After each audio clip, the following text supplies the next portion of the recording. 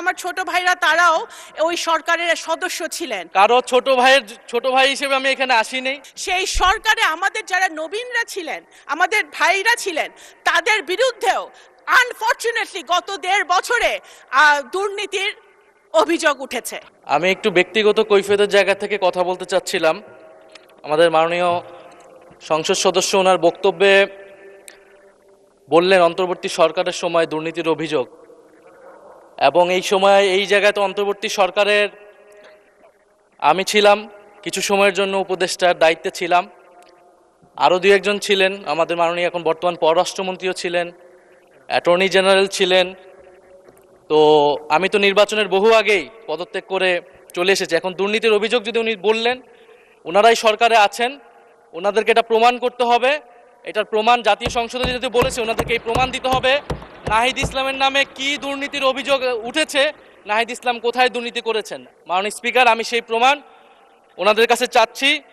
আরেকটি বিষয় মাননীয় স্পিকার, আপনার দৃষ্টি আকর্ষণ করছি, এখানে সবাই জনগণের ভোটেই নির্বাচিত হয়ে এসেছে, সবাই নির্বাচিত প্রতিনিধি। হ্যাঁ, আমার বয়স 28, আজকে আমার জন্মদিন, এবং আমি নবীন সদস্য, কিন্তু এখানে মাননীয় স্পিকার আমিও জনগণের ভোটেই নির্বাচিত হয়ে এসেছি। কারো ছোট ভাই হিসেবে আমি এখানে আসিনি। ফলে সবাই মাননীয় সংসদ সদস্য হিসেবে সবাই যে সম্মান মর্যাদা প্রত্যাশা করে, সবাই যেটা পায়, আমরাও কিন্তু সে একই জিনিস প্রত্যাশা করি। ধন্যবাদ। এটি আপনি মাননীয় স্পিকার দেখবেন। আপনার ধন্যবাদ। মাননীয় বিরোধী দলের চিফ হুইপ, আপনি নিশ্চয়ই লক্ষ্য করেছেন ট্রেজারি বেঞ্চের সদস্যরাও টেবিল চাপড়ে আপনাকে জন্মদিনের অভিনন্দন জানিয়েছে। আর প্রতিমন্ত্রী শামা ওবায়েদ কারো নাম নিয়ে বলেন নাই, বলেছেন তরুণ সদস্যরা, কারো নাম বলে নাই, তো কারো নাম বলে নাই। আমাদের দেশের একটা দুর্ভাগ্য হলো, আমরা দেখেছি রাজনৈতিক দলের নেতারা বা নেত্রীরা ইতিহাস লিখতে চায়। যখন আমরা ইতিহাস লেখার চেষ্টা করি, যেমন আমরা দেখেছি গত ফ্যাসিবাদ আওয়ামী লীগ সরকার নিজের আপন মনের মাধুরী মিশিয়ে ইতিহাস বিকৃত করেছিল, সেই ইতিহাস যখন আমরা লিখতে চাই, তখন আমরা আপন মনের মাধুরী মিশিয়ে ইতিহাস লেখার চেষ্টা করি। আমি মনে করি বাংলাদেশের ইতিহাস, মুক্তিযুদ্ধের ইতিহাসবিদদের লেখা উচিত, তাহলে বোঝা যাবে কার কখন কিভাবে কোন সময় কোন ভূমিকা ছিল। রাষ্ট্রপতির ভাষণ, কোন রাষ্ট্রপতির ভাষণ?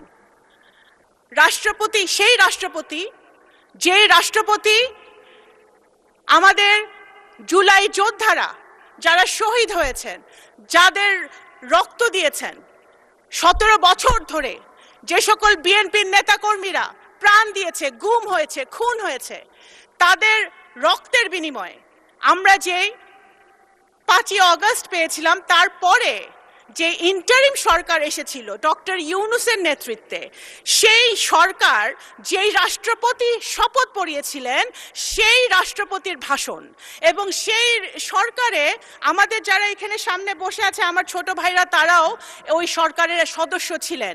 যদি রাষ্ট্রপতি অবৈধ হয়, যদি রাষ্ট্রপতির ভাষণ অবৈধ হয়, তাহলে তৎকালীন সরকারও কিন্তু অবৈধ হয় নাকি সেটা ভেবে দেখতে হবে। কোন রাষ্ট্রপতি?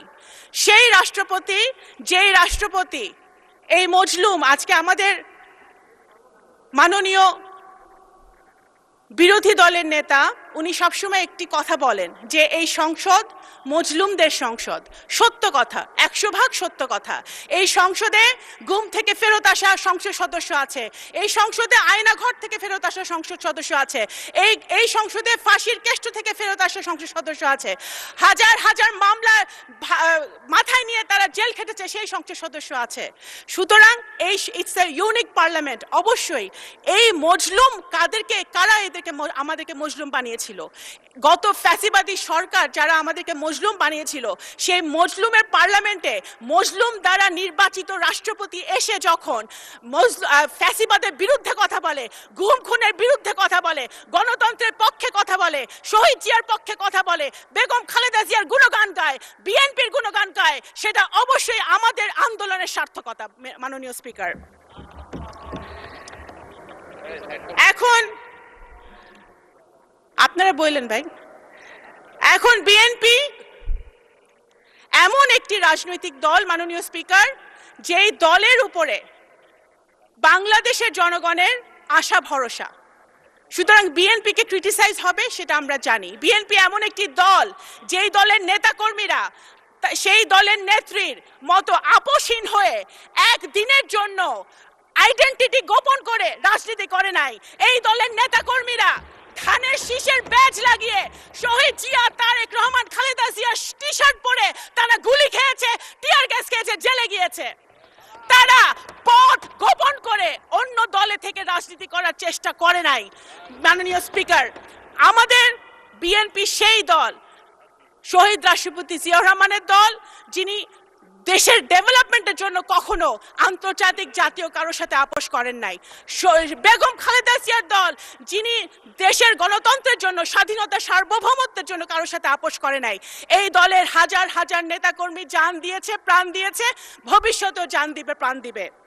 জুলাই সনদ, অনেক কথা হয়েছে জুলাই সনদ নিয়ে মাননীয় স্পিকার।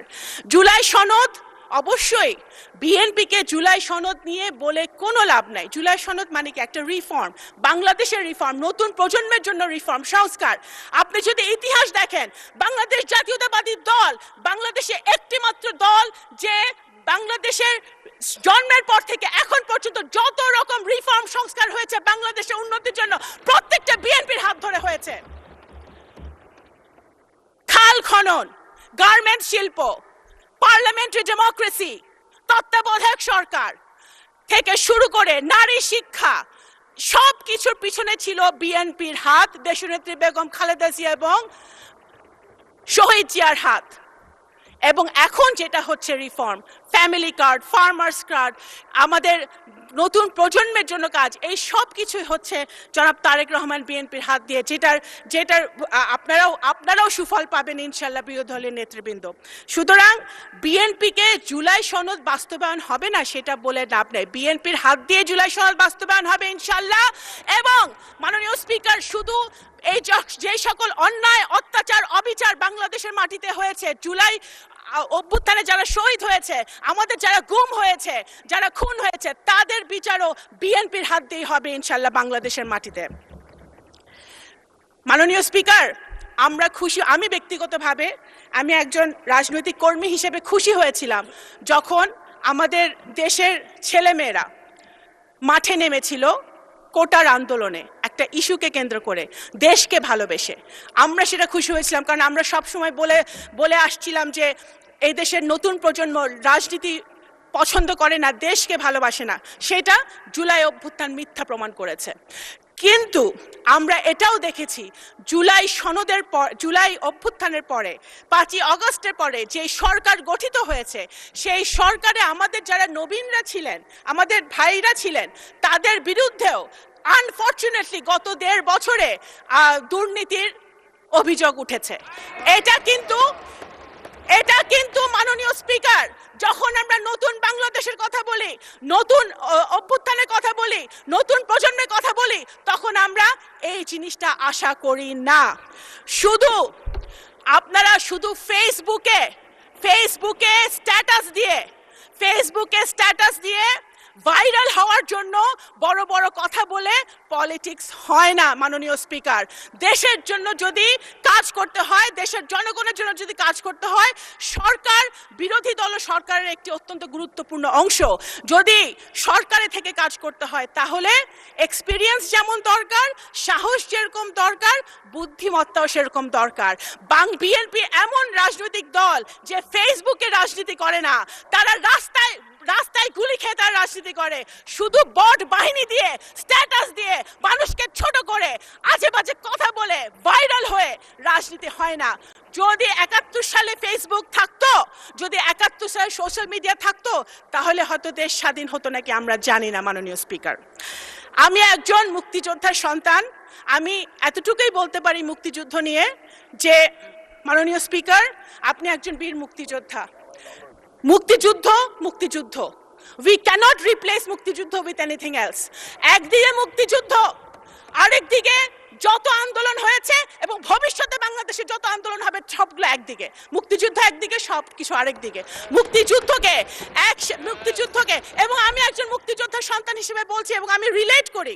আমার সামনে বসে আছে যারা, নাহিদ বসে আছে, আমাদের হাসনাত বসে আছে, যারা মাননীয় সংসদ সদস্যরা বসে আছে, আই এম সরি, আমি ওদের সেন্টিমেন্টকে আমি রিলেট করি।